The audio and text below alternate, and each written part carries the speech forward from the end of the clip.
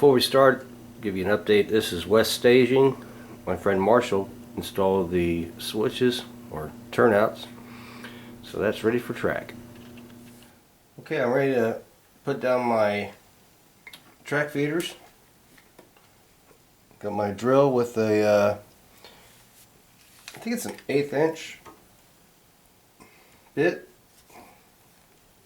and as closest to the track as I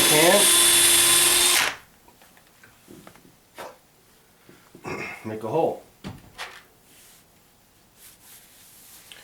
Then I'll take a piece of wire,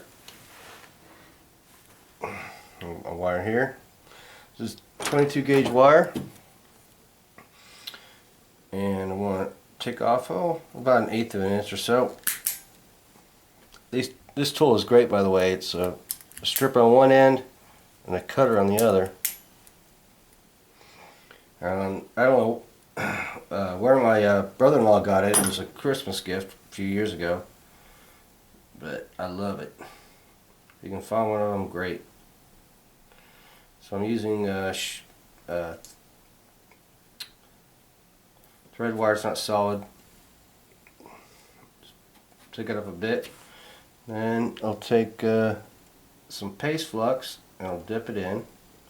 You don't want to go all the way down to the insulation, because as the solder wicks up, it'll go underneath the insulation. You don't want that. So next I'll take my soldering iron. And by the way, my soldering iron has two settings. There's a high and a low. Oh, there's the dryer.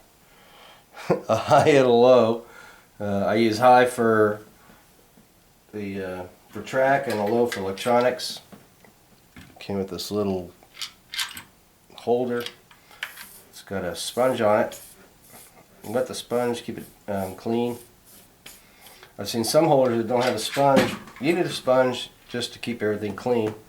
If it's not to your liking, dip it in some paste flux. Then I'll take some solder and I'll tin the end. Not too much. Then take the wire and just touch it, and it just flows right on. I don't have to go that far, and you see that I don't want it to wick underneath. So that's good. Then I'll take some small needle nose pliers, real thin ones, and I'll bend this over. I saw this from TNT Trains. I saw him do this, and I was like, oh wow, that's a good idea, I like that. So I'm doing the same thing. Of course, he says that flux is the devil, and I disagree. Snip off the end there, a little long, too much. Bend it over. Now I'll stick it in the hole that I just made. Stick it down in there. Get in your hole. Don't you want to go home? Now, since that little curved, or that little bend, I can rest it on the side of the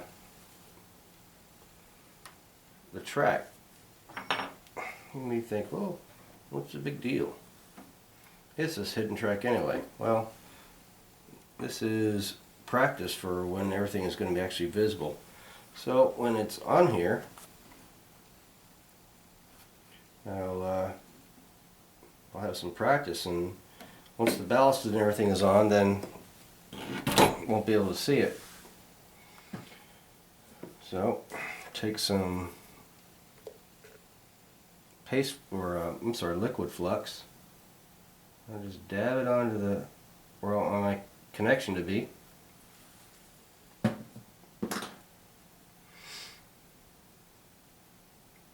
And then I'll take soldering iron and load up the tip just a bit. All I have to do is touch it to the spot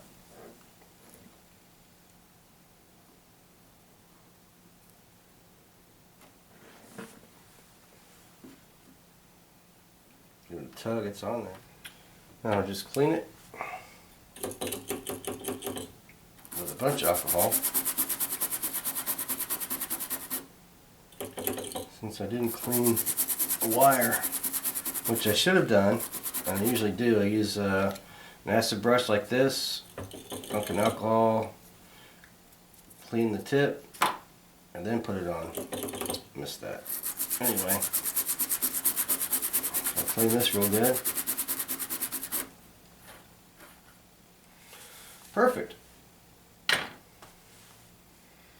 Just have to do the red side and continue this on down the line, and then eventually I'll be hooking up the bus underneath.